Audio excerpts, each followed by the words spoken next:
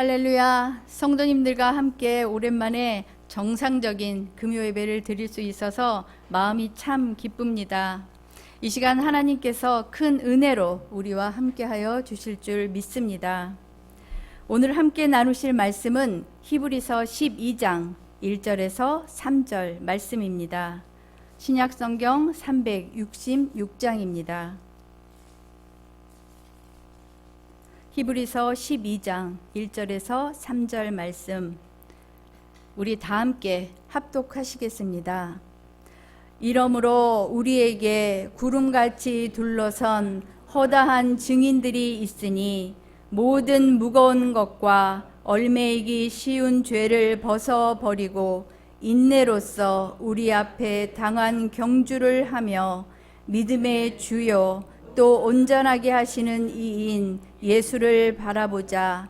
그는 그 앞에 있는 기쁨을 위하여 십자가를 참으사 부끄러움을 개의치 아니하시더니 하나님 우편에 앉으셨느니라. 너희는 피곤하여 낙심하지 않기 위하여 죄인들이 이같이 자기에게 거역한 일을 참으신 일을 생각하라. 아멘. 이 말씀으로 예수님을 바라보며 배우는 인내란 제목으로 은혜를 나누겠습니다. 운동선수들을 보면 그 우승의 자리에 서기 위하여 끊임없이 노력하고 인내하며 절제하며 훈련을 하는 모습을 보게 됩니다. 많은 고비가 있지만 시련을 참아내고 또 훈련하면서 자기와의 그 싸움에서 이기고 우승하는 모습을 갖게 되는 것이죠. 우리는 지금 하나님 나라를 향해 믿음의 경주를 하고 있습니다. 이 믿음의 경주에서 우리에게 가장 필요한 것이 무엇입니까? 먼저 인내가 필요합니다. 인내하려면 나 자신을 이겨야 인내할 수 있습니다. 성도는 하나님 앞에 믿음으로 구원을 얻습니다. 하지만 믿음은 인내 없이 열매를 맺을 수 없고 또 이 어두운 세상을 이겨낼 수 있는 믿음은 인내 없이 아무런 효력을 발휘하지 못합니다. 이 신앙생활뿐만이 아니라 사회생활에서도 인내가 얼마나 참 중요한지를 보게 되는데, 재능이 있으면서도 성공하지 못하는 사람들이 있고 또 훌륭한 교육을 받았지만 성공하지 못하는 사람들, 또 용기를 가졌지만 성공하지 못하는 사람들의 이면에는 인내하지 못하는 그런 이유가 있습니다. 오늘 본문 말씀은 성경에서 인내를 가리키는 대표적인 말씀입니다. 히브리서 12장은 우리가 잘 알고 있는 믿음장인 11장과 연결되어 있는 말씀입니다. 11장에는 세상에서 하나님을 믿고 구원을 얻기까지 남다른 믿음을 가지고 고군분투하며 승리한 믿음의 선조들이 소개되어 있습니다. 이 수많은 믿음의 증인들을 통하여 믿음으로 사는 삶의 가치가 충분히 입증되었듯이 이제 성도들은 예수 그리스도의 삶의 본을 삼아 신앙생활에 집중하도록 권면하고 있습니다. 1절 말씀을 보면 이러므로 우리에게 구름같이 둘러싼 허다한 증인들이 있으니 라고 하였습니다. 이 말씀은 히브리서 11장 2절에 선진들이 이로써 증거를 얻었느니라는 말씀에 초점이 맞춰져 있는데, 하나님의 약속을 믿음으로 그것을 기업으로 받아 증거하는 자들이 많다라는 뜻이 됩니다. 그런데 이 말씀을 깊이 이해하려면 우리는 먼저 다음 질문에 답을 해야 합니다.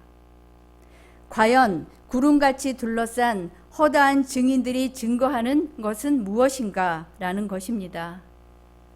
바로 하나님이십니다. 하나님은 그들과 관계를 맺으면서 그들에게 약속한 것을 하나도 빠짐없이 신실하게 이행하시고 또 아들을 보내셔서 구원하시고 영원한 생명을 약속하신 하나님을 증거하는 것입니다. 이 증거로 말미암아 우리는 믿음을 얻게 되었고 또 영생을 선물로 받았고 주님의 길을 따르는 믿음의 용기를 얻게 된 것입니다. 그러면 우리는 이런 다른 이들의 증언으로 이런 은혜를 누리는 것만으로 만족해서야 되겠는가 자문해 봐야 합니다. 우리 역시 하나님을 의심하는 세상에서 또 위기의 신앙을 겪고 있는 사람들에게 우리가 알고 있는 하나님을 담대히 증거해야 합니다. 비록 연약했지만 주님을 끝까지 섬기고 주님을 증거했던 제자들처럼 우리도 예수 그리스도를 증거해야 합니다. 다만 우리가 주님을 증거할 때 걸림돌이 있죠.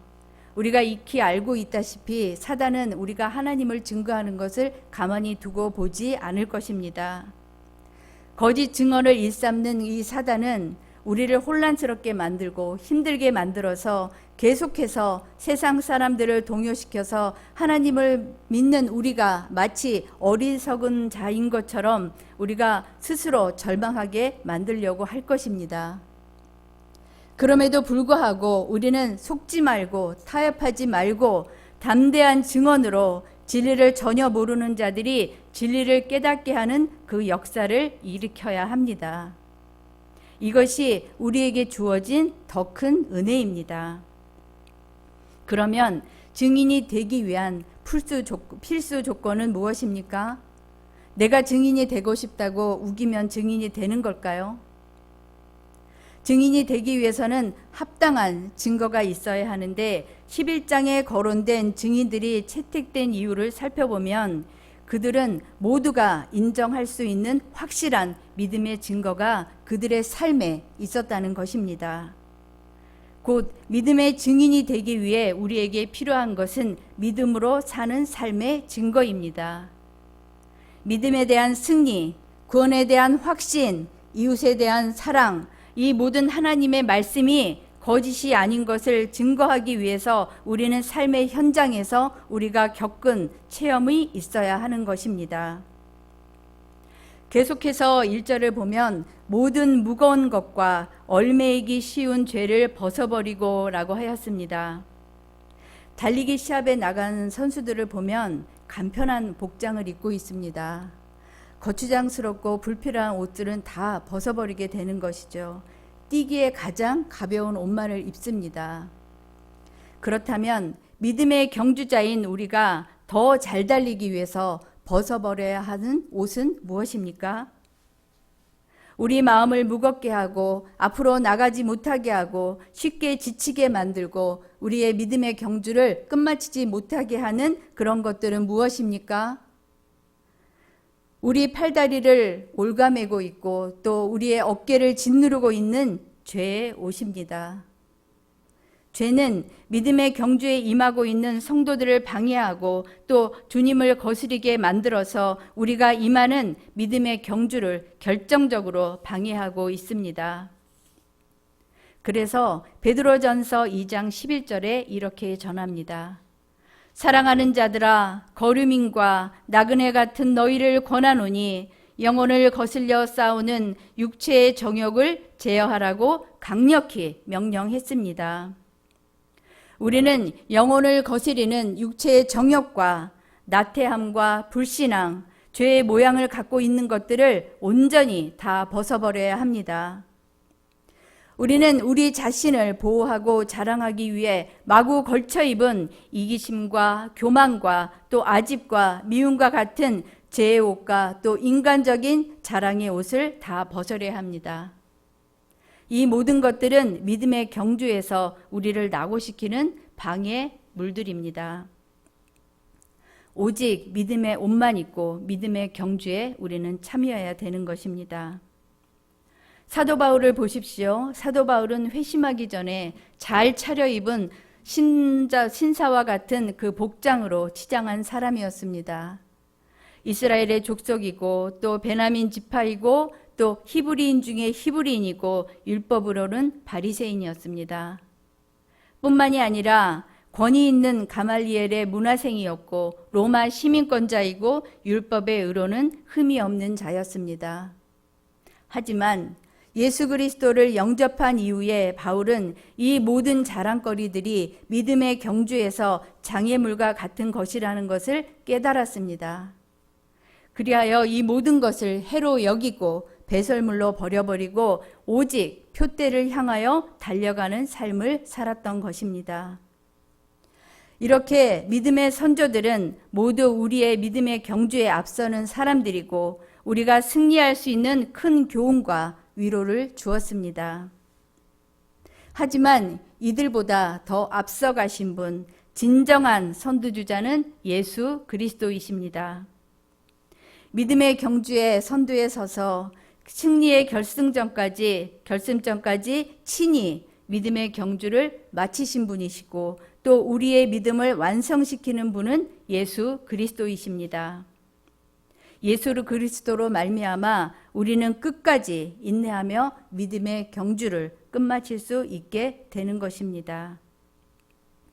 민수기 21장 4절에서 9절 말씀에 보면 호르산에서 에돔 땅을 향하여 나아가던 그 이스라엘 백성들이 모두 불평해서 하나님과 모세를 원망하다가 불뱀에게 물려 죽는 사건이 있었습니다.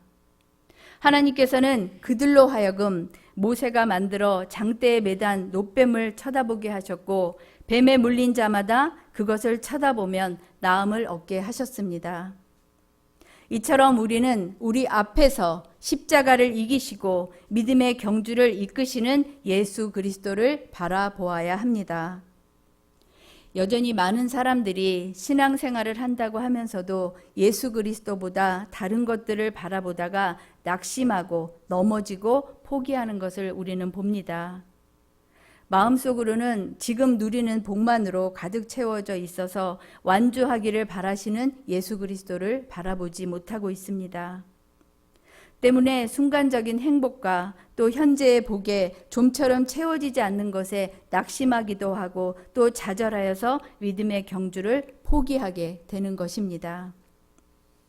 믿음의 선두주자를 따르지 않고 제멋대로 가고 싶은 곳을 가면 결국은 실격입니다.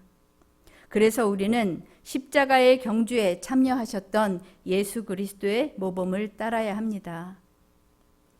또한 우리 주님은 인내의 모범을 보이셨는데 예수님의 인내야말로 완전한 인내셨습니다. 하나님의 뜻에 온전히 순종하고 또 인간의 연약함을 참고 견디며 그 길을 걸어가셨습니다. 이런 예수님의 인내 가운데 우리는 두 가지의 특징을 발견하고 배울 수 있습니다. 첫 번째는 예수님의 인내는 달리면서 참는 것이었습니다. 1절 하반절에 인내로서 우리 앞에 당한 경주를 하며, 이 말은 지나가는 말로 써놓은 것이 결코 아니고 이 말씀을 쉽게 풀어보면 달리면서 인내하라, 인내하며 달리라는 뜻입니다. 이처럼 하기 위해 믿음의 주여 또 온전하게 하시는 이인 예수를 바라보자고 말씀합니다. 예수 그리스도야말로 달리면서 인내하신 분이고 인내하면서 달리신 분입니다. 우리가 되게 인내하면 정적이고 또 수정적인 의미를 가지고 있다고 생각을 합니다. 참는다는 것을 그저 꼼짝하지 않고 고통을 고스란히 견뎌내는 것이라고 생각을 하지만 히브리서에서 말씀하고 있는 이 인내는 오히려 적극적이고 능동적인 인내를 가리킵니다. 나약하기 때문에 어쩔 수 없이 당하고 참아내는 것이 아닙니다. 주님의 모습을 보면 알 수 있는데 주님은 그 십자가가 얼마나 고통스럽고 얼마나 부끄러운 죽음인가를 너무나 잘 알고 계셨지만 그것을 개의치 않으시고 부끄러움을 참으심으로 십자가를 향해 달려가셨습니다. 바로 이것이 적극적인 인내입니다. 죄인들로부터 많은 멸시를 받았지만 또 하나님의 아들로 인정하지 않는 그 수많은 악한 사람들 앞에서 밤낮 없이 시달리면서 또 고통을 당하셨지만 주님은 이 모든 것을 참으셨습니다. 뿐만이 아니라 죄인들을 향해 계속해서 복음을 전하셨는데 바로 달리면서 인내하는 모습이었습니다. 죽음의 때가 다가오고 있는 것을 잘 알고 있으시면서도 몸을 숨기지 않고 자신을 죽이려는 세상 앞에 담대히 나가셨습니다. 예수께서 이렇게 하실 수 있었던 것은 하나님의 온전하신 뜻이 자신을 통하여 이 땅 가운데 이루어지고 있음을 확신하셨기 때문입니다. 예수님이 보여주신 달리면서 인내하는 그 모습이 우리에게 있습니까? 이 문이 막히면 다른 문을 두드리고 또 그 문이 막히면 뒷문을 두드리며 문이 열릴 때까지 두드리면서 달려가는 자세가 우리에게 필요합니다. 찬바람을 견딘 사람이 봄바람을 막을 수 있듯이 먹구름을 물리친 사람이 또 그런 사람만이 태양을 볼 수 있습니다. 예수님이 이처럼 인내를 몸소 보이셨기 때문에 예수님을 따르는 사람은 예수님과 닮을 인내의 주인공이 될 수 있었습니다. 우리가 사방으로 우겨쌈을 당하여도 쌓이지 아니하며 답답한 일을 당하여도 낙심하지 아니하며 박해를 받아도 버림바 되지 아니하며 거꾸로 튀림을 당하여도 망하지 아니하고 고린도후서 4장 8절에서 9절 말씀처럼 아니하며 하는 이 자세가 인내하는 자세를 말하고 있습니다. 예수님처럼 우리는 처한 어려운 상황 앞에서 하나님이 나를 향하신 뜻이 이루어지기까지 인내하고 또 장벽이 있으면 뛰어넘고 또 힘을 내서 내 본분을 다하며 인내 후에 놀라운 승리를 경험하는 성도님들 다 되시기를 소망합니다. 두 번째로 예수님의 인내는 기뻐하면서 참는 것이었습니다. 2절 중반절에 그는 그 앞에 있는 기쁨을 위하여 십자가를 참으사 말씀합니다. 예수님은 자기 앞에 있는 즐거움을 바라보고 십자가를 참으셨습니다. 그 앞에 기쁨이 무엇인지를 예수님은 정확하게 아셨고 십자가를 지고 나면 하나님께서 죽음에서 일으키신다는 것, 사망과 죄와 사망의 권세를 이기고 창 전복자로 서게 하실 것을 아셨습니다. 십자가를 승리하고 나면 하나님께서 하늘과 땅의 권세를 다 위임해 주실 것을 분명하게 알고 계셨고 또 자신을 통해 전 인류가 하나님께 구원받는 영광의 날이 도래할 것을 알고 계셨습니다. 비록 십자가가 부끄러운 것이었고 잔인한 죽음의 상징이었지만 예수님은 그 뒤에 주어질 영광을 바라보고 기쁨으로 십자가의 죽음을 맞이하셨습니다. 우리에게 중요한 것은 무엇을 인내하는가 보다 어떻게 인내하는가 하는 문제입니다. 우리가 인내하는 상황은 시련이 있거나 징계를 받는 상황과 함께 갑니다. 우리가 징계를 받을 때 그 채찍이 누구의 손에 들려 있는지를 보는 것이 결정적으로 중요한데 만일 우리가 닥친 힘든 시련들이 눈먼 운명의 채찍질이라고 생각한다면 우리는 탄식할 수밖에 없습니다. 그러나 그 채찍이 하나님의 손에 들려 있다는 것을 알고 나면 우리는 안심할 수 있습니다. 하나님은 사랑하는 자에게 징계하시고 채찍질 하시기 때문에 우리는 그 채찍을 볼 것이 아니라 그것을 잡은 아버지의 손을 보아야 합니다. 그분이 나를 자녀로 여기시고 또 아끼시고 사랑하신다는 것을 기억해야 합니다. 이 사실을 망각하면 이 고난의 현실은 우리가 힘겨울 수밖에 없는 것이고 또 고통스러울 수밖에 없습니다. 그러나 이 모든 시련을 하나님 안에서 생각하면 시련은 하나의 과정일 뿐이고 그 너머에 있는 아버지께서 마련하신 달콤한 열매가 있음을 우리는 알게 됩니다. 기뻐하면서 인내할 수 있다면 진정한 승리자입니다. 시험은 참아야 하는 어려운 과정이지만 진리는 이렇게 외칩니다. 기쁘게 여기라. 이는 너희 믿음의 시련이 인내를 만들어내는 줄 너희가 알미기 때문이라. 아멘. 야고보서 1장 2절에서 3절 말씀입니다. 사고로 전신마비가 된 조니 에릭슨 타다가 자신의 책 하나님의 눈물에서 이렇게 표현했습니다. 하나님의 시련은 주님의 형상을 조각하기 위한 망치질이고 또 그것으로 인해 만들어지는 것은 믿음의 근육이다. 참 멋진 표현 아닙니까? 이 인내의 훈련을 바로 이기고 견디고 정확히 깨닫게 되면 우리는 부족함이 없는 사람이 됩니다. 무엇보다도 인내하는 사람을 당해낼 재간은 없습니다. 그 사람은 온전한 사람이 되어서 어떠한 상황에서든지 어떠한 형편에서든지 하나님을 기쁘시게 할 수 있도록 반응할 수 있는 사람이 됩니다. 그러면 우리가 믿음의 경주에서 때로 지치고 힘들 때 우리는 어떻게 해야 합니까? 3절 말씀입니다.